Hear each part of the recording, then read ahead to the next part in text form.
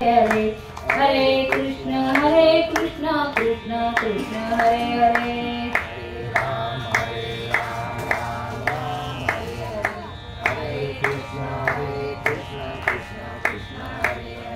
हरे राम राम राम हरे हरे हरे कृष्ण कृष्ण कृष्ण हरे हरे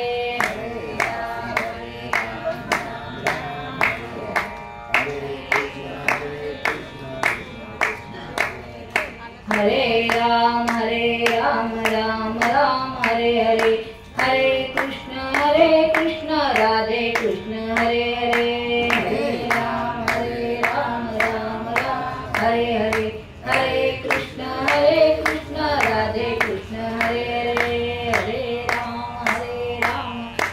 राम हरे हरे हरे कृष्ण कृष्ण कृष्ण हरे हरे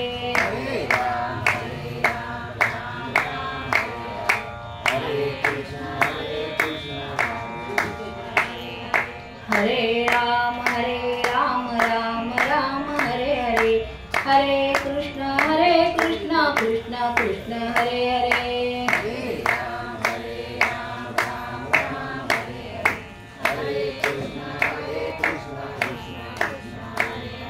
पुंडलीकरणारी विठ्ठल श्री ज्ञानदेव तुकाराम पंढरीनाथ भगवान की जय माऊली ज्ञानेश्वर महाराज की जय जगद्गुरु तुकाराम महाराज की जय शांती ब्रह्म एकनाथ महाराज की जय सब संतन की जय श्रीपाद बाबा सच्चिदानंद सद्गुरु श्रीपाद बाबा की जय सच्चिदानंद सद्गुरु नारायण बाबा महाराज की जय सद्गुरु श्रीपाद माने बाबा महाराज की जय सद्गुरु सच्चिदानंद पांडुरंग दिवेकर बाबा महाराज की जय सद्गुरु सच्चिदानंद गुरुदेव माऊली हरिभक्त परायण माननीय बाबुलनाथ महाराज की जय। आज कैलासवासी नवनाथ एकनाथ भोईर यांचे आज 10व्याच्या कार्यक्रमानिमित्त मला ही सेवा करण्याचे नियोजन जे केलेले आहे ते आमचे गुरुवर्य म्हणजेच आमचे गुरु माऊली बाबुलनाथ महाराज यांच्या कृपा आशीर्वादाने हे प्राप्त झालेले आहे। गुरुर्ब्रह्मा गुरुर्विष्णू गुरुदेवो महेश्वरा गुरु साक्षात परब्रह्म तस्मै श्री गुरवे नमः तस्मै श्री गुरवे नमः तस्मै श्री गुरवे नमः। अज्ञानतिमिराधस्य ज्ञानाञ्जय शलाकया चक्षुरुन्मीलितं येन तस्मै श्री गुरवे नमः। न गुरोरधिकं तत्त्वं न गुरोरधिकं तपः तत्त्वज्ञानात् परं नास्ति तस्मै श्री गुरवे नमः। ब्रह्मानन्दं परमसुखदं केवलं ज्ञानमूर्ति द्वन्द्वातीतं गगनसदृशं तत्त्वमस्यादिलक्षणम् एकं नित्यं विमलवचनं सर्वदि साक्षभूतं भावातीतं त्रिगुणरहितं सद्गुरुं मनामि।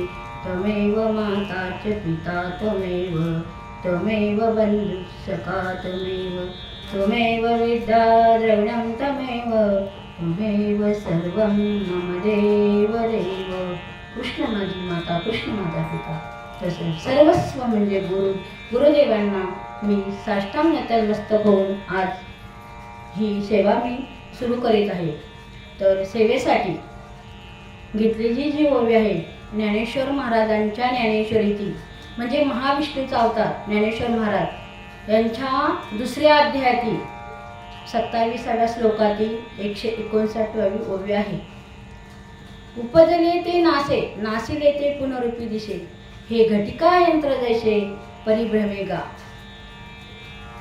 जसं आपण शिजलेलं अन्न असतं शिजलेलं सरतं तसं उपजलेलं मरतच। मग तिथे राव असो रंक असो कोणी म्हणे नरपती, कुणी म्हणे गजपती, कुणी म्हणते कोणी असो, राजा असो, रंक असो, मुख्यमंत्री असो, कोणी असो, जो जन्माला आला तो जाणारच असतो. ज्यावेळेस माणसाचा जन्म होतो त्यावेळेसच सटवी आपल्या भाळावर लिहून जातील. ललाटी लिहिलेले गेले, नाम मोडे काही केले, काळे गोरपणे धुतले तेथे नव्हे. म्हणजे जसं काळं गोरं असतं, काळेपणा गोरेपणा कितीही धुतला तरी काळा गोरा होत नाही, गोरा काळा होत नाही. तसं हे आपल्या भाळावर जे लिहिलेलं आहे ते होणारच असतं. त्याला कुणीही काही करू शकत नाही. जशी आपली पूर्वजन्मीचं सुकृत असतं तसं आपल्याला ते होतच असतं. म्हणून जसं शिजलेलं सरतं तसं उपजलेलं नाश पावतं आणि पुन्हा जन्माला येतं. म्हणून लिहिले उपजले ते नासे, नासिले ते पुनरुपी दिसे. खरं तर आत्मा अमर आहे. आत्मा फक्त कपडे बदलतो आपला. आपण जसं एखादी साडी जीर्ण झाली की ती टाकून देतो आणि दुसरी काढतो, तसं आपण हा देह सोडतो म्हणजे तो दुसऱ्या प्राणी मात्रात जसं आपलं कर्म असेल तसं जातो. म्हणजे आत्मा हा अमर आहे. जसं एक दोन मित्र असतात आणि दोन मित्र काय करतात, एक कापड घेतात, एकसारखं कापड घेतात आणि शिवायला टाकतात टेलरकडे आणि एकसारखी शर्ट शिवलेली असतात. पण एका मित्राला ते शर्ट आवडतं म्हणून ते शर्ट काढतो आणि नवीन घालतो. म्हणजे त्याचा नाश पावतो आणि तो दुसऱ्या जन्माला जातो. आणि दुसऱ्या मित्राला ती शिलाई आवडत नाही म्हणून तेच धारण तेच शर्ट ठेवतो, म्हणजे तोच देह ठेवतो. अशा प्रकारे उपजले ते नासे, नासिले ते पुनरुपी दिशे. हे घटिका यंत्र जैसे परिभ्रमेगा. हे रहाडगाडक्यासारखं चालूच राहणार आहे. पुनरुपी जन्मम पुनरुपी मरणम. हे रहाडगाडक्यासारखं चालूच राहणार आहे. जसा सूर्य उगवतो आणि मावळतो तसंच आपल्याला अमोल देह दिलेला आहे. देवाने आपल्याला अमोल देह दिलेला आहे. कशासाठी तर अमोल हा देह आहे ना, तो आपण 84 युनिटून जेव्हा जन्म घेतो तेव्हा आपल्याला तो प्राप्त होतो. म्हणून एका अभंगात म्हटलेलं आहे, अमोल हा नरदेह, अमोल हा नरदेह, वायाला जाणार हरीचे भजन कधी करणार. अरे हा तुला अमोल देह दिलेला आहे. कशासाठी तर हरीचं नाम स्मरण करण्यासाठी. म्हणून तू हरीचं नाम घे. आपण काय म्हणतो, अरे आता तरुण पण आहे, आता कशाला नाम घ्यायचं. नाम आपण जरा वय झाल्यावर घेऊ. नाही, सुरुवातीपासूनच संसार करा. संसार करता करताच नाम घ्या. हरी बोला देता, हरी बोला घेता, हरी बोला भांडता, हरी बोला कांडता. हरी बोला, तुम्ही सतत हरी बोला. आणि मी माझ्या माता भगिनींना सारखं सांगत असते, तुम्ही स्वयंपाक करताना सुद्धा नाम घ्या. जर तुम्ही कंठीचा गोळा म्हणून ठेवला असेल तर पोळी लाटताना देवाची द्वारी उभा क्षणभरी तेने मुक्तीचारी साधिया. एक पोळी झाली, दुसरी फुगून आली चांगली. असं करता करता सगळ्या पोळ्या होत तर देवाची द्वारी म्हणा. नंतर सगळं हरिपाठ होतो तुमचा स्वयंपाक करता करता, भाजी कापता करता. कोणाचे घर आधेय कोणाचा, आत्माराम त्याचा तू जाणे. हे घर कोणाचे, घर म्हणजे काय, कोणाला घर म्हटलेले, बंगल्याला घर म्हटलेलं नाही. हे आपलं जे शरीर आहे ना ते आपलं घर आहे. आणि ते कसं आहे, भाड्याचं आहे. ते कधी ना कधी सोडावंच लागणार आहे. म्हणून कोणाचे हे घर आधेय कोणाचा, आत्माराम त्याचा मिटू जाणे. मिटू हा विचार विवेक शोधणे, गोविंदा माधवा याच देई. म्हणून हे शरीर कधी ना कधी सोडावंच लागणार आहे. हे आपलं भाड्याचं घर आहे.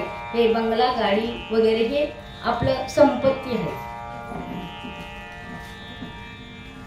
आपल्याला जे घर असेल ते भाड्याचं. माझी आई नेहमी जात्यावर दळण दळताना गाणं म्हणायची. आता मला खरोखर माझ्या आईची आठवण आली. गुरुमाऊली समोर बसलेले आहेत. गुरुमाऊली म्हणजेच आई, सर्वस्व देणारी गुरुमाऊली. आणि माझ्या आईची आठवण झाली म्हणून मी तुम्हाला ती ओवी सांगते. आणि ती तुमच्या सर्वांच्या परिचयाची असेल. सुंदर माझे जाते घर फिरते कौतुके. सुंदर माझं जात आहे. सुंदर जातं कशाला म्हटलेलं आहे, आपले शरीर आहे ना त्याला म्हटलेलं आहे. सुंदर माझे जाते घे फिरते कौतुके, ओव्या गाऊ विठ्ठले तुवे रे बा विठ्ठला, ओव्या गाऊ विठ्ठला तुवे रे बा विठ्ठला. हे जनाबाईच्या अभंगातून जनाबाईंनी जात म्हणून लिहिलेलं आहे. जनाबाईंनी त्यातून भरपूर काय आपल्याला बोध करून दिलेला आहे. तर हे सुंदर जात आहे. तुम्ही खरोखर इथं हात लावा आणि म्हणा, हे हात सुंदर जात माझं कसं फिरतंय, सुंदर आहे. माझं हे शरीर कसं आहे, सुंदर आहे, छान आहे. शरीर आहे चांगले चांगले, खरोखर माझं शरीर आहे धष्टपुष्ट आहे, चांगलं आहे. पण ते कुठे जाणार आहे? बंगल्यात राहणार आहे? नाही. हे कुठे जाणार आहे? तर हे आपल्या पत्र्याच्या शेडमध्ये जावं लागणार आहे शेवटी. म्हणून सुंदर माझे जाते गे फिरते बहुतेके, ओव्या गाऊ कौतुके तू ये रे बा विठ्ठला. सतत सतत सततम यंत चिंते मान. म्हणून सतत नामस्मरण केलं पाहिजे. म्हणून आपण कामामध्ये काम, तुम्ही म्हणा राम राम, जाईल भवश्रम सुख होईल दुःखाचे. जेव्हा आपण हा संसार, सांगा इथे बसलेले कोण सुखी आहे? कोण सुखी आहे? संसारात राहून कोणाला सुख मिळालंय? जगी असा सुखी. रामदास स्वामींनी म्हटलेलं आहे, जगी सर्व सुखी असा कोण आहे, विचारे मना तुझी तू शोधून पाहे. खरोखर रामदास स्वामींनी म्हटलेलं आहे, ह्या जगात सुखी कोण आहे? आहे का कोणी संसारात सुखी? हे बघा, कोणाला खूप श्रीमंती असेल तर आजार असेल, कोणाला गरिबी असेल, शरीर मजबूत असेल कष्ट करण्याची. म्हणजे काही ना काही कारणाने माणूस दुःखीच असतो. म्हणून सुख जर पाहिजे असेल तर संसारात सुख किती आहे? सुख पाहता जवा पडे, दुःख पर्वत एवढे. सुख किती आहे माणसाजवळ? फक्त जवसा एवढं. जवस माहिती असेल तुम्हाला तर जवसा एवढं सुख आहे संसारात. पण त्या सुखासाठी आपण किती रात्रंदिवस तळमळ करतो, रात्रंदिवस तळमळ करून कष्ट करत असतो. पण मी म्हणेन, पोटा पुरते करुणी काम, मुखी म्हणा हो स्वामी राम. पोटा पुरते करा काम आणि संसार सुखाचा करा.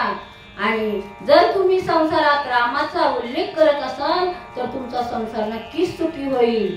रामदास स्वामी अजून एका याच्यात म्हणतात, कल्याण करी राम राया, राम राया कल्याण करी राम राया. रामराया आपलं कल्याण करणार आहे. तळमळ तळमळ होतची आहे, तळमळ तळमळ होतची आहे, कल्याण करी राम राया देवराया, कल्याण करी राम राया. अशा प्रकारे आपण जर सततम चिंते कीर्तिमा, जर आपण सतत परमेश्वराचे नाम घेतलं तर आपला संसार सुखमय होईल. म्हणून आपण सतत परमेश्वराचे नाम घ्या, मग तुमचा संसार नक्कीच सुखाचा होईल. मग आता हे उपजेते नासे, नासिले ते पुनरुपी दिशे, हे घटिका यंत्र जसे परिभ्रमेगा. जसं रहाड गाडग्याप्रमाणे आपण हे पुनरुपी जन्म पुनरुपी मरण, माणूस जन्माला येणार तो मरणार, म्हणजे त्याचा पुन्हा जन्म होणार, हा स्वभाव नाश आहे. असे 4 प्रकार आहेत. परतानाश.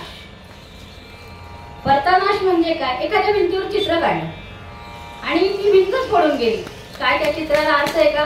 तसं आपण खूप काही केलं पण आपण देह सोडला म्हणजे त्याचा काय अर्थ आहे का? असं नाश, कार्य नाश. आपलं एखादं कार्य असतं किंवा आपल्याला जे परमेश्वराने जे करून घेतो कार्य, तर ते कार्य संपल्यानंतर जाणे म्हणजे त्याला कार्यनाश म्हणतात. आता आसर नाश म्हणजे एखादं मडक असतं ते आपण फोडतो काठीने, तसं देह एकदम पडतो अचानक, त्याला आसरण नाश म्हणतात. आणि कारण नाश, आपण जन्माला येऊन सर्व काही केलं, आपलं करण्याचं कारण संपलं, मग आपण संपतो, याला कारण नाश म्हणतात. असे जाण्याचे 4 मार्ग आहेत. तर उपजले ते नाशे, नाशिले ते पुनरुपी देशे, हे आपलं असं स्वभाव नाश आहे. हे स्वभावच आहे. सूर्य उगवतो मावळतो, तसं आपला जन्माला येतो आणि नाश पावतो. म्हणजे खरं तर मृत्यू होते म्हणजे तो पुन्हा दुसऱ्या जन्मात जातो. आत्मा कधीच मरत नाही. आत्मा अमर आहे. म्हणून आत्म्याला वारा लागत नाही, पाण्याने भिजत नाही, आत्म्याला काहीच होत नाही. आत्मा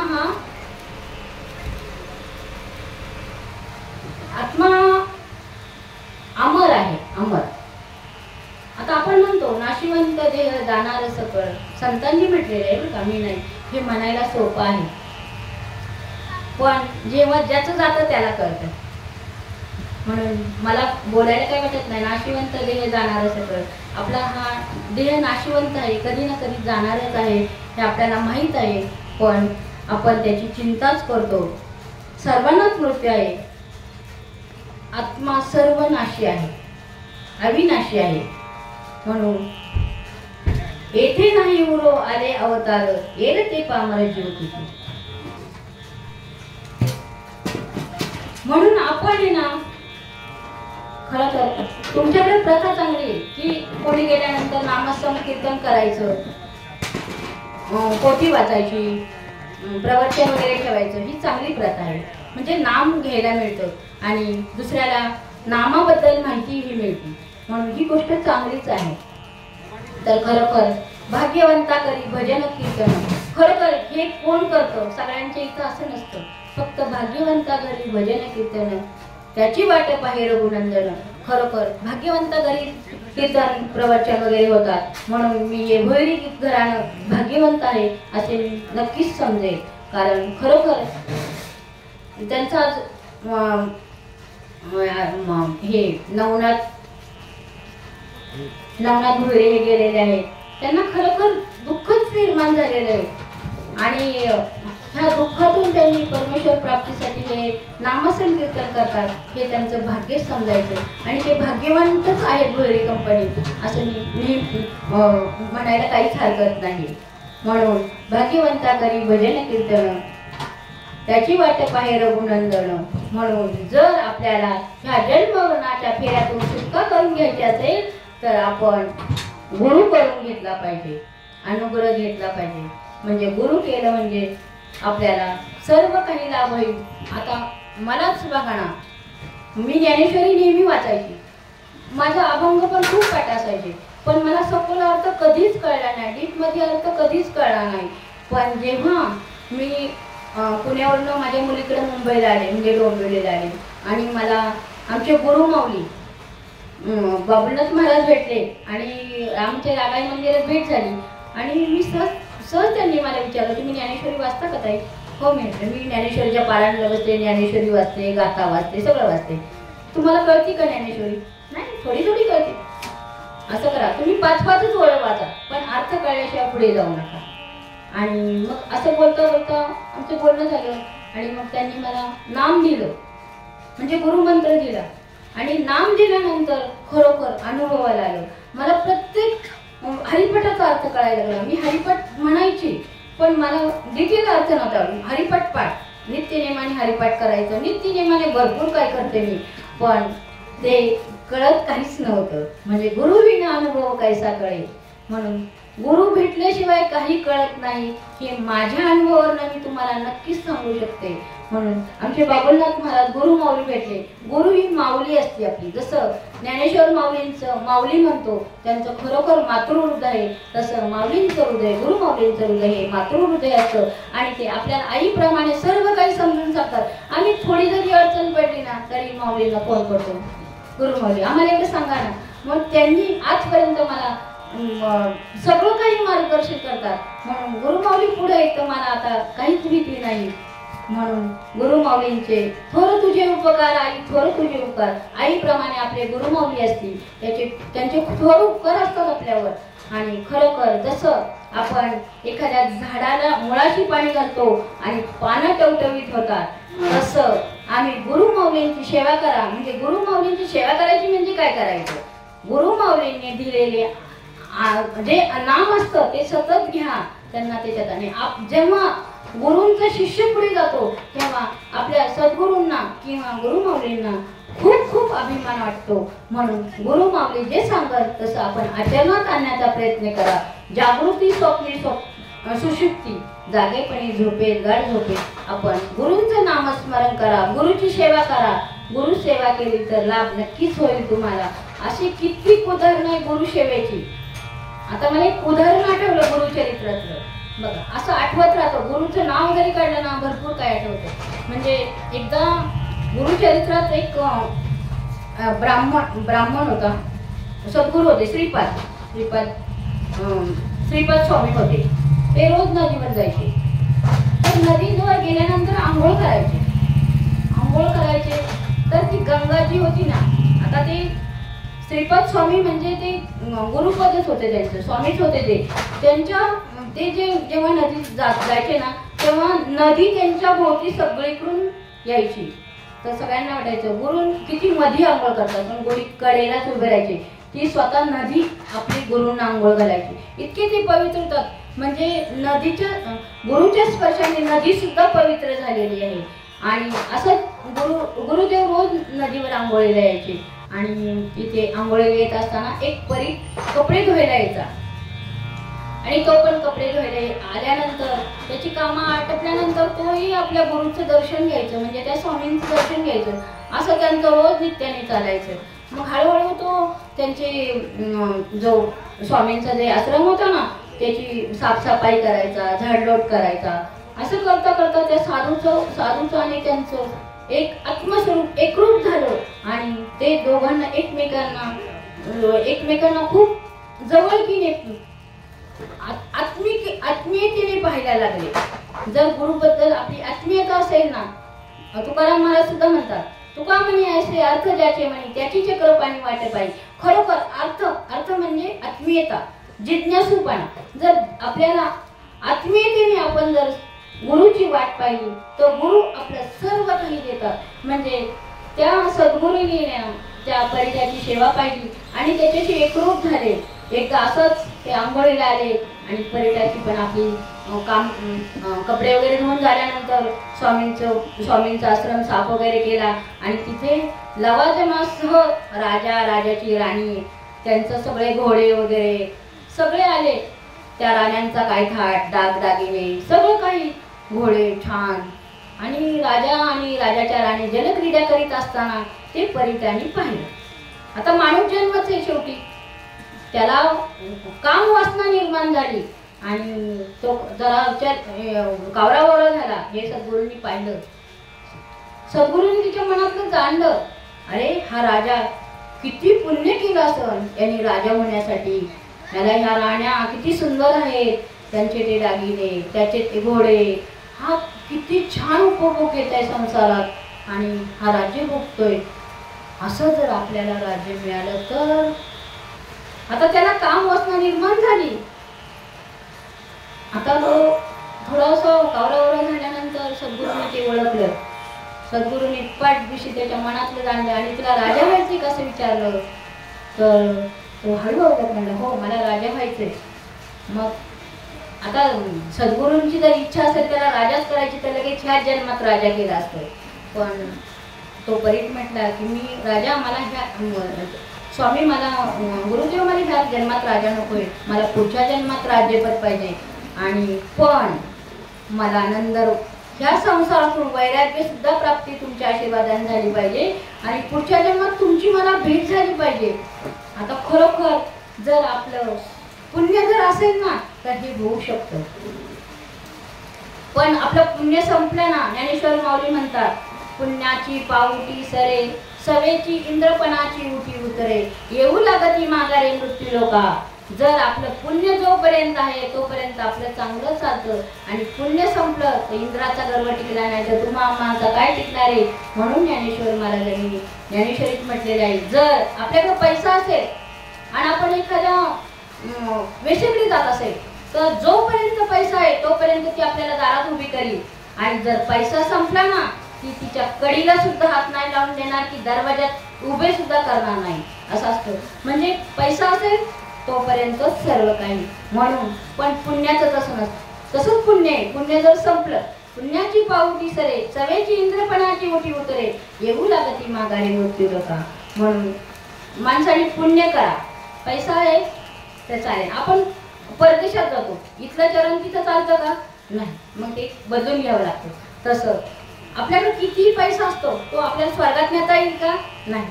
आपण गेल्यानंतर पैसे देतो का? नाही, काहीच देत नाही. म्हणून जर आपल्याला पुण्य कमवायचं असेल तर आपल्याकडे आहे तर दान धर्म करा. दान धर्म सुद्धा सत्पात्री व्यक्तीला करा. सत्पात्री म्हणजे ती पात्र आहे की नाही अशा व्यक्तीला करा. तर आपण त्या राजाकडे परत वळूया. तर तो राजा म्हटला, मला राजेपद पाहिजे, पण मला नंतर वैराग्य पण पाहिजे आणि तुम्ही पण पुढच्या जन्मात पाहिजे मला. तर ठीक आहे म्हटले. मग पुढच्या जन्मात तो राजा होतो आणि खूप जमीन वगैरे सगळं काही दान धर्म करतो. सगळं काही जे काही त्याला दान धर्म करता येईल तेवढं करतो. खूप सुखभोग घेतो आणि नंतर तो कुरुपुरीला जातो आणि त्याला ते सद्गुरू भेटतात. तेव्हा त्याला मागच्या जन्माची आठवण होती. आपल्याला नाही होणार आठवण, कारण आपलं तेवढं पुण्यच नाहीये. तसं त्याचं तेवढं पुण्य होतं त्या राजाचं. मग त्याला त्या दोघांची भेट झाली आणि त्याला आपोआप वैराग्य प्राप्त झालं आणि तो पुन्हा नाम घ्यायला लागला, ध्यान साधना करायला लागला. अशा प्रकारे म्हणून माणसाची संपत्ती म्हणजे आपत्ती आहे आणि पुण्य म्हणजे आपलं सत्कर्म म्हणजे पुण्य आहे. म्हणून आपण चांगली कर्म करायची. असंच आता मला पुन्हा एक दृष्टांत आठवला म्हणून सांगते. एक गुरुदेव होते आणि गुरुदेवांकडे उद्योगपती गेले. खूप मोठे उद्योगपती होते आणि ते गुरुदेवाने म्हटले, गुरुदेव मला काहीतरी काम सांगा. तर गुरुदेव म्हटले, अरे तू तर मला कंगाल दिसतो.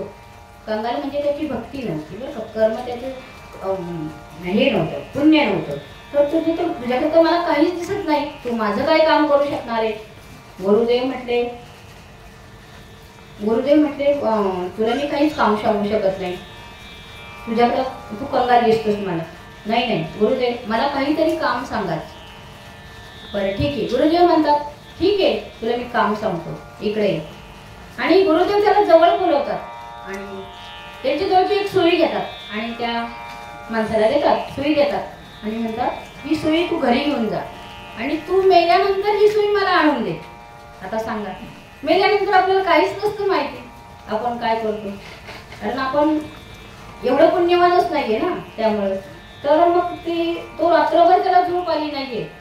त्या उद्योगपतीला झोपला नाही रात्रभर आणि सकाळी उठला आणि गुरुदेवांकडे झाला आणि त्यांच्या चरणाशी लोटांगण घातलं. गुरुदेव खरंच माझी तेवढी पुण्याई नाहीये, मी तुम्ही सांगितलेलं काम खरंच करू शकत नाही.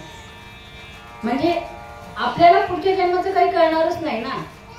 म्हणून कर्म करताना सत्कर्म करा. सत्कर्म केलं तर सर्व काही आपल्याला साध्य होईल. म्हणून आपण जे काय करायचं ते श्रद्धेने करा, म्हणजे आपल्याला ह्या जन्म मरणाच्या फेऱ्यातून चुकता येईल. या संसारात खरं तर आपल्या आयुष्यात किती अल्पायुष्य मानव देह शतगणिले ते हजारात खाईल. पुढे बलत्व पुढे आरोग्यक्षय, काय जन्माशी उरलेली पाहिजे का?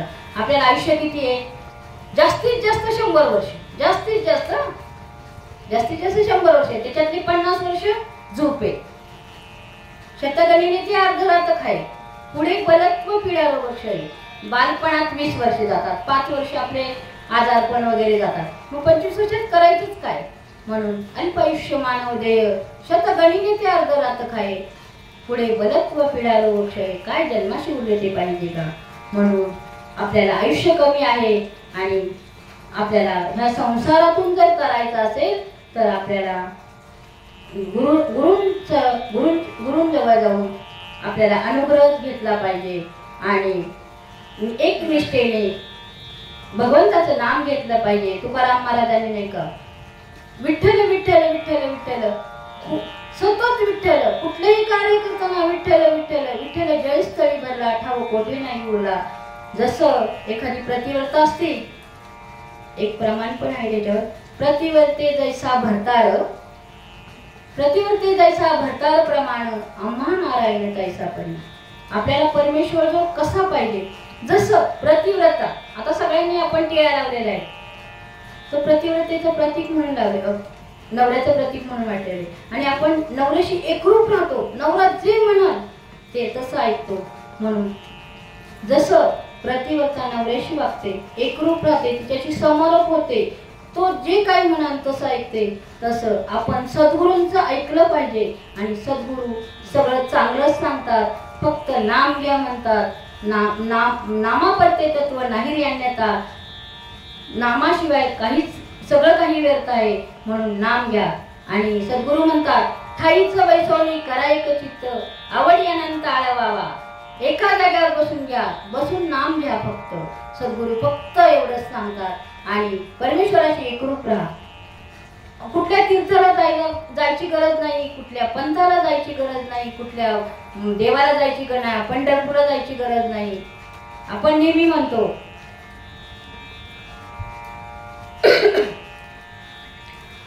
की पांडुरंग आपला इथंच आहे. काया ही पंढरी, आत्मा हा विठ्ठल. बघा, आपण नेहमी म्हणतो अभंगातून आणि गुणगुण असतो, काया ही पंढरी, आत्मा हा विठ्ठल. काया ही पंढरी, आत्मा हा विठ्ठल. काया म्हणजे काय? काया म्हणजे आपलं शरीर आणि आत्मा म्हणजे विठ्ठल. म्हणजे तो कुठं आहे? विठ्ठल आपला इथंच आहे. म्हणून काया ही पंढरी, आत्मा हा विठ्ठल. तो आपल्या जवळच आहे. म्हणून आपण ध्यान साधना करायची म्हणजे काय? श्वास येतोय जातोय, येतोय जातोय, याच्यावर नियंत्रण ठेवायचंय. म्हणजे तो आपल्याला आपल्या जवळच आहे. तुझं आहे तुझं पाशी, बरी तू जागा चुकलाशी. तुझ्या जवळच आहे सर्व काही. कुठल्याही तीर्थाला जायची गरज नाही, काही नाही. तो आपल्या जवळच आहे. आणि तो त्याचं जर आपण स्मरण केलं तर तो आपल्याला भेटायला नक्कीच येईल. म्हणून तुकाराम महाराज म्हणतात, तुका म्हणे ऐसे अर्थ ज्याचे म्हणे त्याचे चक्रपाणी वाटप आहे. जर आपण विठ्ठलाचं ध्यान केलं तर तो आपल्याला भेटायला नक्कीच येईल आणि तो आपली वाटच पाहत असतो. म्हणून आपण नाम घेता राहू नका. आपल्याला अमोल देह दिलेला आहे, त्याचा काहीतरी सदुपयोग करा. म्हणून आणि नाम घेताना आंघोळच करायला पाहिजे असं काही नसतं. फक्त मन स्वच्छ पाहिजे. नाही निर्मळ मन काही करील साबण. तुम्ही आंघोळ न करता जरी बसले ना स्वच्छ मनाने, तर परमेश्वर तुम्हाला भेटणार आहे. आंघोळ कशासाठी करायची? तर आपल्या शरीराच्या स्वच्छतेसाठी आंघोळ करायची. आता तुम्हाला माहित असते बाबा महाराज सातारकरांचे वडील दादा महाराज सातारकर हे नेहमी पंढरपूरला प्रवचन सांगायचे. आणि त्यांचं वय झालं ते प्रवचन आंघोळ न करताच सांगायचे. तर काही सेवकांनी विचारलं, दादा असं कसं करता तुम्ही? आंघोळ न करतात ज्ञानेश्वरी वाचता, असं कसं करता? तेव्हा दादा महाराज म्हणतात, अरे लहान मुलं आपण देवाप्रमाणे मानतो आणि ते जर रात्री 2 वाजता उठलं तर आई त्याला पाजतेच ना, मग ती आंघोळ करून पाजते का? नाही. तसं आपलं आत्मा शुद्धच आहे. म्हणून आपण परमात्म्याचं जर भजन करायचं असेल तर त्याला मन निर्मळ पाहिजे. मन निर्मळ असेल तर तो आपल्याला भेटल्याशिवाय राहणार नाही. म्हणून मन निर्मळ असेल तर परमेश्वर आपल्याला भेटत. आता मीराबाईचं उदाहरण जर द्यायचंच म्हटलं ना तुम्हाला, मीराबाई घुंगरू बांधून नाचायची पाय. दंग झाली भजनात मीराबाई नाचत आली अंगणात. ती इतकी दंग व्हायची की आई वडिलांना तिची लाज वाटायची. आई वडील म्हणायचे हिचं आता लग्न करावं, म्हणजे ही मग्न होईल लग्न केल्यानंतर. पण मीराबाई म्हटल्या, मला ह्या आडमासाच्या नवऱ्याबरोबर लग्न नाही करायचं. माझं लग्न झालेलं आहे विठ्ठलाबरोबर, माझं लग्न विठ्ठलाबरोबर झालेलं आहे. माझं मन लावून द्या पिताजी, माझं मन विठ्ठलाबरोबर लावून द्या. म्हणजे लग्न म्हणजे मन लावून द्या असं ती म्हटली. आणि ती एकरूप झाली. आणि मीराबाईला ती एकरूप झाली होती ना विठ्ठलाच्या भजनात. मग आई वडिलांनी तिचा विचार केला, हिला आपण विष पारून मारून टाकू. तर तिला त्यांनी विषाचा पेला दिला तर ती अशी भजनात इतकी तंग होती, इतकी तंग होती. अमृत म्हणून विषयी प्यारी, अमृत म्हणून विषयी प्यारी, तरली मीरा भजनात घुंगरू बांधणिया पायात, बांधणिया पायात मीरा बांधणिया पायात. म्हणजे ती तरली जीवनात फक्त तिचं नाम होतं विठ्ठल विठ्ठल. ती म्हटली माझं लग्न विठ्ठलाबरोबर झालेलं आहे, मला काही पिताजी लग्न करायचं नाही. पण पिताजी कुठले ऐकतात, त्यांना वाटलं ही काय नाचती, काय घुंगर काय बांधती पायात, काय काय करते. पण तिची खरी भक्ती होती म्हणून त्या विषाचं सुद्धा तिचं अमृत झालेलं आहे. हे याला फक्त नाम आणि नामामुळं अशक्य शक्य करतील स्वामी, असं स्वामींनी म्हटलेलं आहे. म्हणून अशक्य गोष्टीतील शक्य गोष्ट करायची असेल तर अनुग्रह घ्या. अनुग्रह घेतला तर तुमचं अशक्य कोटीतली गोष्ट नक्कीच शक्य होईल. म्हणून नाम घेता राहू नका. ज्यांनी नाम नसेल घेतले त्यांनी नक्की नाम घ्या, अनुग्रह घ्या, असं मी पुन्हा पुन्हा पुन्हा पुन्हा सांगेन. मग तुम्ही ह्या जन्ममरणाच्या फेऱ्यातून नक्कीच तुमची सुटका होईल. म्हणून जन्म घेणे लागे वासनेच्या संगे. जन्म जसं आपल्याला वासना होईल तसं आपल्याला जन्म पुढचा मिळतो. म्हणून ज्यावेळेस मरणे समय असतो आपल्याला, त्यावेळेस आपल्याला जशी वासना होईल तसा जन्म मिळतो. म्हणून आपण जर नामस्मरण केलं तर आपण त्याच्याशी एकरूप जर झालं तर आपल्याला मोक्ष हा नक्कीच मिळेल. म्हणून तुम्ही नाम घ्या, नाम घेतल्याशिवाय राहू नका. म्हणून तुळशी माळा गळा, गोपीचंदन टिळा, हृदयी कळवळा वैष्णवांचा. जसं आपण तुळशीची माळ गळ्यात घाला आणि वैष्णवांचा टिळा लावा. जसं ह्या आपल्या माता भगिनी लावतात टिळा, ते नवऱ्याचं प्रतीक. नवरा म्हणजे देवच असतो, त्याची सेवा केली तरी देवाची सेवा.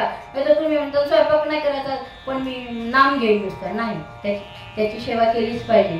पती देवाची सेवा केलीच पाहिजे आणि त्याचा टिळा लावलाच पाहिजे, त्याच्याशी एकरूप झालंच पाहिजे. आधी संसार करा आणि त्याच्यातच नाम घ्या. संसार करता करताच नाम घ्या. म्हणून कामामध्ये काम तुम्ही म्हणा नाम राम. म्हणून तुळशी माळा गळा, गोपीचंदनाच्या हृदयी कळवळा वैष्णवाचा. तुम्ही कुठलंही काम करा, काम करत असताना त्या विठ्ठलाचं नाम घ्या. म्हणजे तुम्हाला तुमची जे काय म्हणत असेल ते नक्की अशक्य कोटीतलं सुद्धा शक्य होईल. खूपही अनुभवलंय म्हणून मी पुन्हा पुन्हा तुम्हाला तेच सांगते की अनुभवा. पहिलं मी अनुभवलं म्हणून मी तुम्हाला सांगते. गुरु केला, गुरुजी नाम दिलं, नाम सतत नाम मुखात पाहिजे म्हणजे सर्व प्राप्ती होती. बघा ना, आता मी काही अभ्यास केला नाही पण माऊलींनी सांगितलं, गुरु माऊलींनी सांगितलं ज्ञानेश्वरी वाचा. कशी वाचा? तुम्हाला कळल्याशिवाय पुढे जाऊ नका. आम्ही पारायणाला बसायचो, पटपट पटपट ज्ञानेश्वरी वाचायची नुसती, पण बोध काहीच नाही, नुसती पोपट पंची कळायची वरचेवर. पण आपल्याला खरं जर गुरुकडनं जर नाम असेल आणि गुरुची आज्ञा असेल तर नक्कीच सगळं काही प्राप्त होतं. म्हणून तुम्ही गुरु विना अनुभव कैसा कळेल, तसं तुम्ही गुरुकडनं मंत्र घ्या. जसं मीरा तरली जीवनात तसं आपणही ह्या जीवनात तरू. तसंच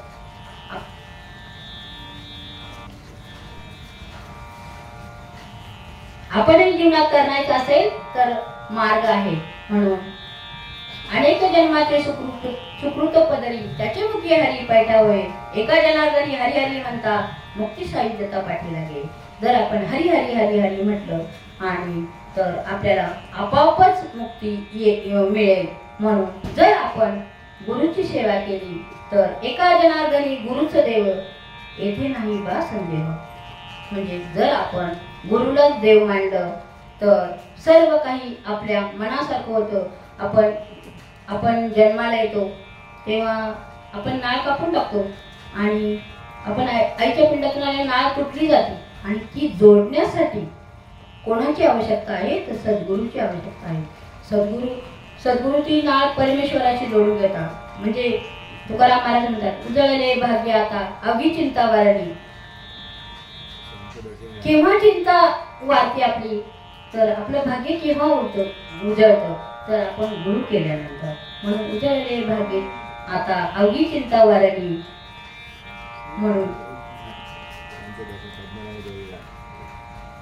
म्हणून आपण संगतही चांगली केली पाहिजे. आणि आपण संगत जर चांगली असेल संगतीचाही परिणाम होतो.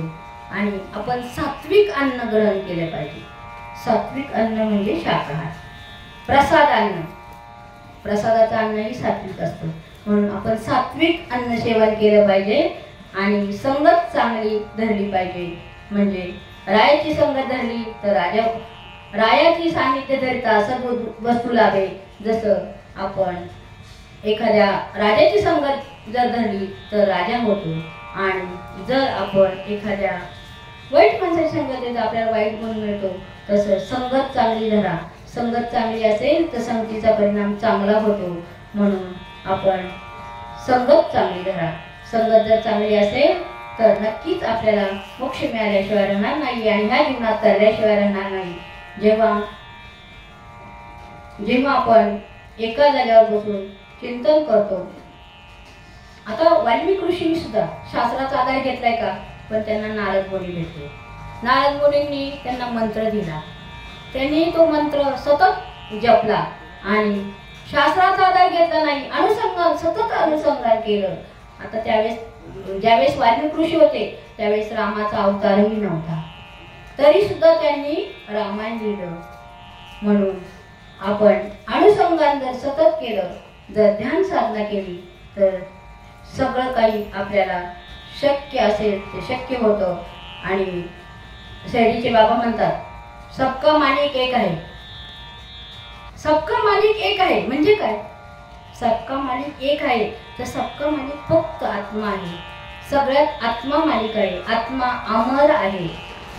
आत्मा अविनाशी नाहीये. आत्म्याचा कधीच नाही. आपण म्हणतो जन्म झाला, पण आपण फक्त शरीर बदलतो.